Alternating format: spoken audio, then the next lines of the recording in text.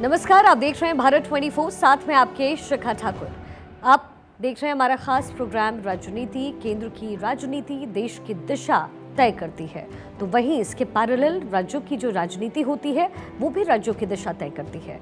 ऐसे में हमारे इस खास प्रोग्राम राजनीति के जरिए हमारी कोशिश है कि राज्यों में होने वाली राजनीति आपको दिखाई जाए, कोई भी खबर हमारी नजर से बच ना पाए। और आज के हमारे खास शो राजनीति में सबसे पहले हम बात करेंगे मध्य प्रदेश की, जहां उज्जैन में योगी आदित्यनाथ पहुंचने वाले हैं। महाकाल के दरबार में यूपी के सीएम योगी पहुंचेंगे और अब महाराष्ट्र की राजनीति पर इसका क्या असर हो सकता है ये भी आपको समझाएंगे। फिर आपको महाराष्ट्र में आरक्षण के उस रण के बारे में बताएंगे जिसने नया सियासी रण अब शुरू कर दिया है। साथ ही लालू प्रसाद यादव के उस सनातनी अवतार के बारे में भी जिक्र होगा जिसमें और जिसके जरिए लालू प्रसाद यादव 2024 में जीत की उम्मीद इस वक्त कर रहे हैं। तो साथ ही आपको ये भी मैं बताऊंगी कि शिवपाल को राजभर आखिर क्यों पसंद आ गए हैं, क्यों राजभर को शिवपाल यादव अपना स्टार प्रचारक मानते हैं और स्टार मानते हैं। बात यूपी की करते हैं क्योंकि देखिए 2024 का जो असर है और 2024 में जैसा असर होगा वो उत्तर प्रदेश से भी कहीं ना कहीं आएगा।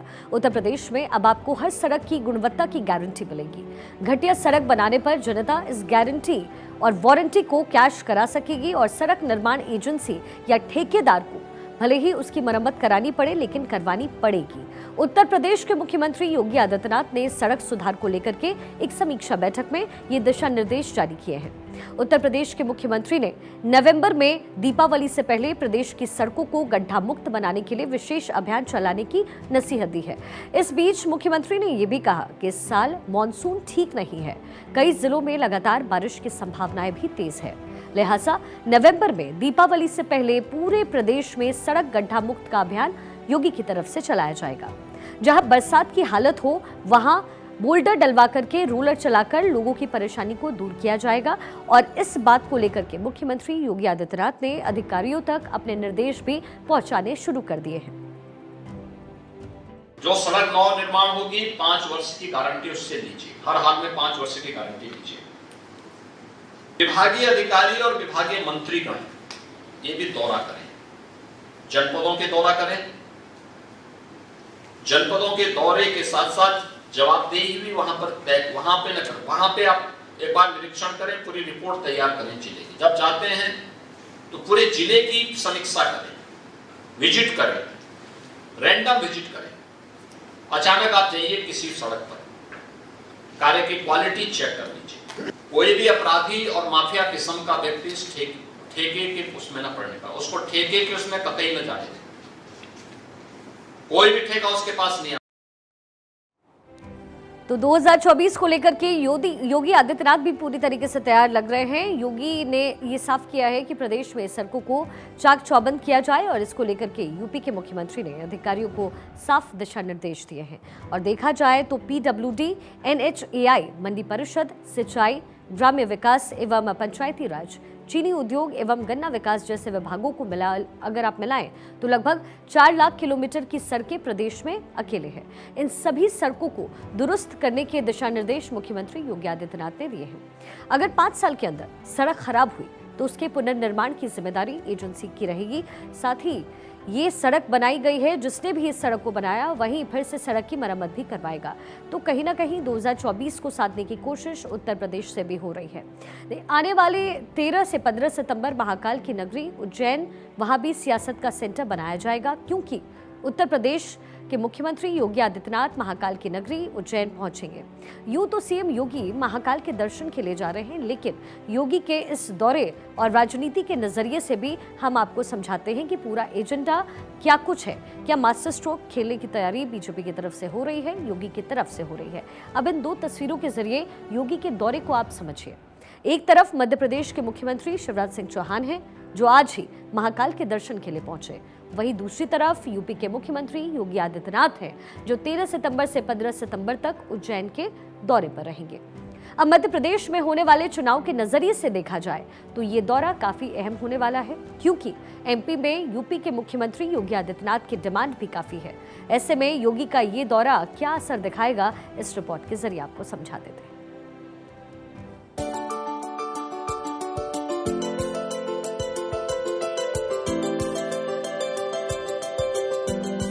मध्य प्रदेश की सियासत में धर्म की मिलावट का पैमाना पहले के मुकाबले कहीं ज्यादा हो चला है।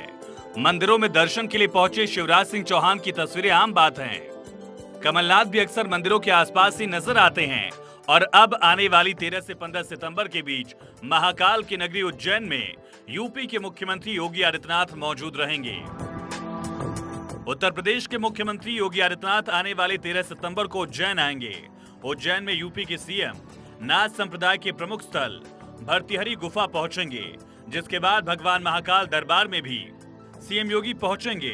मध्य प्रदेश की सियासत के नजरिए से अगर देखा जाए तो योगी आदित्यनाथ का यह दौरा बहुत अहम होगा, क्योंकि एमपी की राजनीति में योगी आदित्यनाथ की डिमांड हमेशा से रही है। उत्तर प्रदेश के मुख्यमंत्री लोकप्रिय नेता सम्मानीय योगी आदित्यनाथ जी अहिल्या उत्सव के कार्यक्रम में भी आ रहे हैं और इंदौर के विभिन्न कार्यक्रमों में वो समाहित होंगे। इंदौर का कार्यकर्ता भी उत्साहित है और निश्चित तौर पे इंदौर की जनता में भी एक उत्साह है। योगी आदित्यनाथ जी देश के एक बहुत बड़े भारतीय जनता पार्टी के नेता भी हैं, उत्तर प्रदेश के मुख्यमंत्री हैं और उनकी अपनी एक लोकप्रियता है। कार्यकर्ता से लेकर जनता में अपना ही एक उत्साह। एमपी की जमीन से हिंदुत्व का झंडा बुलंद करने के लिए यूपी के मुख्यमंत्री पहुंच रहे हैं। भगवा ब्रिगेड के पोस्टर बॉय की छवि रखने के साथ ही यूपी के विकास के साथ योगी आदित्यनाथ की धमक राजनीति में मजबूत हुई है। एमपी की राजनीति में भी योगी की डिमांड वक्त के साथ बढ़ी है और ऐसे में मध्य प्रदेश में होने वाले चुनाव के मद्देनजर इतना तो साफ है कि योगी का दौरा, जिसका असर चुनाव में साफ नजर आ सकता है। Bureau report, Bharat 24।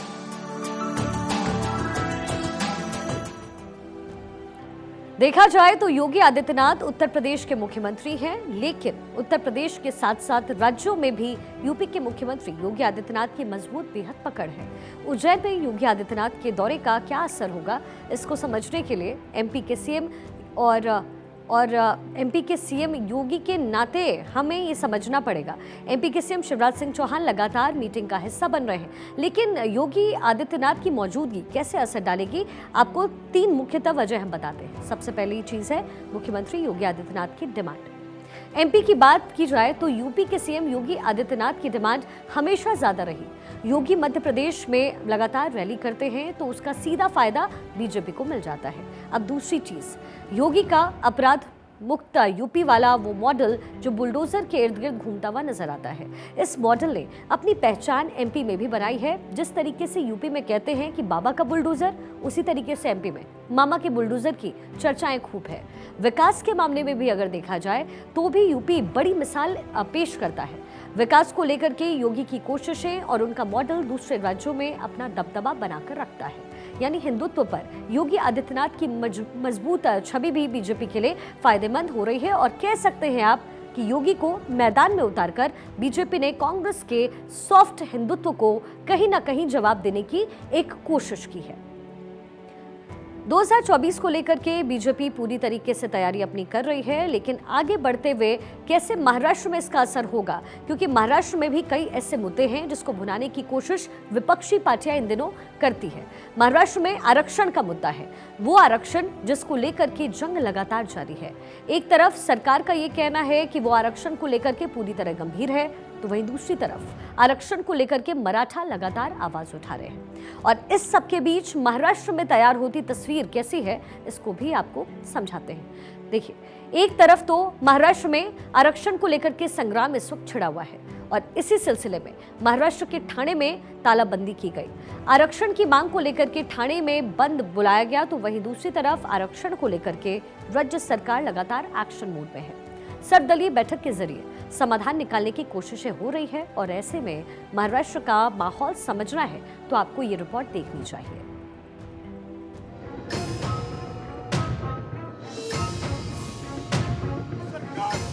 महाराष्ट्र में आरक्षण के नाम पर छिड़ी जंग अभी थमी नहीं है। हालिया दिनों में हुई हिंसा के बाद अभी तक हालात कमोबेश पहले की तरह हैं। आरक्षण को लेकर शुरू हुई जंग के बीच विरोध प्रदर्शन ने महाराष्ट्र के ठाणे को ताले में बंद कर दिया। ठाणे में बंद के बीच महाराष्ट्र में आरक्षण की जंग जारी है। राज्य सरकार ने हालात को देखते हुए सर्वदलीय बैठक बुलाई है। मकसद आरक्षण का रास्ता निकालना है। प्रदेश सरकार पहले ही साफ कर चुकी है कि आरक्षण को लेकर वो गंभीर है। सरकार पूरी तरह से गंभीर्य से काम करे, सीरियसली इस मराठा समाज के आरक्षण पे काम कर रही है। मराठा समाज ये सोशली और एजुकेशनली बैकवर्डनेस जो है ये सिद्ध करने का काम भी एक तरफ हमारे लोग कर रहे हैं। महाराष्ट्र के मुख्यमंत्री का तो यही दावा है कि प्रदेश सरकार आरक्षण को लेकर गंभीर है, लेकिन आरक्षण के इस मुद्दे पर सियासी तकरार भी भरपूर हो रही है। महाराष्ट्र में आरक्षण को लेकर छिड़े संग्राम के बीच कुछ पहले हुए लाठीचार्ज को विपक्ष ने 1919 के जलियांवाला बाग हत्याकांड तक से जोड़ दिया। मराठाओं के ऊपर जो लाठीमार हुआ वो जालियांवाला बाग से ही उसकी तुलना हो सकती है। हम जालियांवाला बाग से जालना पहुंच गए, तो ऐसे बेरहमी से जो मारा जाता है, पीटा जाता है, उसकी जिम्मेदारी किसको लेनी होगी? महाराष्ट्र में आरक्षण के मुद्दे ने नया संग्राम शुरू कर दिया है। एक तरफ विपक्ष इस मुद्दे के बहाने सरकार को सवालों के कटघरे में खड़ा कर रहा है, तो दूसरी तरफ सरकार इस आरक्षण का वादा कर रही है। इन सब के बीच महाराष्ट्र में आरक्षण की आग अभी तक शांत नहीं हो सकी। Bureau report, Bharat 24। महाराष्ट्र में आरक्षण को लेकर के हालात को आपने समझ लिया। अब इस आरक्षण को लेकर के पेच कहां फंस रहा है, इसको भी हम आपको समझा देते हैं। दरअसल आरक्षण का गणित अगर देखा जाए तो महाराष्ट्र में मराठा आबादी का गणित समझें तो राज्य की कुल आबादी का 33% मराठा समुदाय है और ये लोग अपने लिए सरकारी नौकरी में तकरीबन 16% आरक्षण की मांग कर रहे हैं। मुश्किल ये है कि अगर इन्हें अलग से आरक्षण दिया जाता है तो ना आरक्षण की अधिकतम सीमा पार हो पाएगी, और अगर पिछड़ा वर्ग में शामिल कर उन्हें आरक्षण दिया गया तो ओबीसी की नाराजगी का सामना भी करना पड़ सकता है। हालांकि साल 2018 की बात करें तो 2018 में महाराष्ट्र सरकार ने कानून बनाकर मराठा समुदाय को 13% आरक्षण दिया भी, मगर मई 2021 में सुप्रीम कोर्ट की 5 जजों की संवैधानिक बेंच ने मराठा आरक्षण पर रोक लगा दी और कहा कि आरक्षण को लेकर के 50% की सीमा को तोड़ा नहीं जा सकता। असल में सुप्रीम कोर्ट ने साल 1992 में आरक्षण की सीमा को अधिकतम 50% तक सीमित कर दिया था और यही वजह है कि अब लगातार महाराष्ट्र में बवाल मचा हुआ है इस आरक्षण के मुद्दे को लेकर के, जिसे विपक्षी पार्टियां लगातार भुनाने में जुटी हुई है। आगे बढ़ते हुए बात करेंगे बिहार की। बिहार के पूर्व मुख्यमंत्री और राष्ट्रीय जनता दल के मुखिया यानी आरजेडी के मुखिया लालू प्रसाद यादव, उनके ऊपर सनातनी रंग सिर चढ़ करके बोल रहा है। ये हम नहीं कह रहे, ये जो तस्वीरें मिली है वो बयां कर रही है। दरअसल आरजेडी अध्यक्ष लालू प्रसाद यादव अपनी पत्नी राबड़ी देवी के साथ झारखंड के देवघर में बाबा बैद्यनाथ धाम मंदिर पहुंचे। बाबा बैद्यनाथ धाम में दर्शन के बाद लालू और राबड़ी ने दुमका में बाबा बासुकीनाथ मंदिर में पूजा अर्चना की। मंदिर से बाहर आने के बाद लालू प्रसाद यादव ने पत्रकारों से बातचीत में कहा कि हमने भगवान से कामना की है कि देश को बदलिए और इंडिया गठबंधन को विजय बनाइए। जी हाँ, वही इंडिया गठबंधन जिसमें शामिल कुछ लोग सनातन का अपमान करते नजर आए। अब उसी गठबंधन की जीत की कामना के लिए लालू प्रसाद यादव मंदिरों में दर्शन के लिए पहुंच रहे हैं। अब मंदिर में दर्शन के लिए पहुंचे लालू प्रसाद यादव का क्या कुछ कहना है, आपको सुनना चाहिए। बैद्यनाथ बासुनाथ जी से प्रार्थना हमने किया और उनको काफ़ी ताकत दें। तो कोई रास्ता इनको नहीं बचाए लोगों को, तो हनुमान जी का नाम, महावीर जी का नाम लेते हैं। और बात जब राज्यों की हो रही है तो घोसी उपचुनाव का जिक्र भी करते हैं, जिसके नतीजे आने के साथ ही समाजवादी पार्टी के खेमे में खुशी नजर आ रही है। एक तरफ समाजवादी पार्टी इस जीत के बाद 2024 के लोकसभा चुनाव तक ये जीत की उम्मीद कर रही है, तो वहीं दूसरी तरफ घोसी के नतीजे आने के साथ ही समाजवादी पार्टी ओपी राजभर पर भी हमलावर है। अब आपको इन दो तस्वीरों के जरिए समझाएं। एक तरफ शिवपाल सिंह यादव हैं जो चुनाव में जीत के साथ साथ लगातार तंज पर तंज कस रहे हैं, तो वहीं दूसरी तरफ सुहेल देव भारतीय समाज पार्टी के अध्यक्ष ओम प्रकाश राजभर, जिनको शिवपाल अपना स्टार प्रचारक बता रहे हैं। दरअसल शिवपाल यादव का कहना है कि प्रकाश राजभर और संजय निषाद जहां जाते हैं समाजवादी पार्टी को वोट दिलाते हैं। अब राजभर को अपना स्टार प्रचारक बताते हुए शिवपाल ने क्या कुछ कहा है, आपको दिखा दें। तो देखिए पूरे प्रदेश के लोगों को पता है और कई बार हम उनके बारे में बोल भी चुके हैं। देखिए वो तो एक तरह से ओम प्रकाश राजभर जी और संजय निषाद जी ये समाजवादी पार्टी के स्टार प्रचारक मान के चलो। तो से जब ये स्टार प्रचारक के रूप में आए तो समाजवादी पार्टी को वोट और ज़्यादा मिला।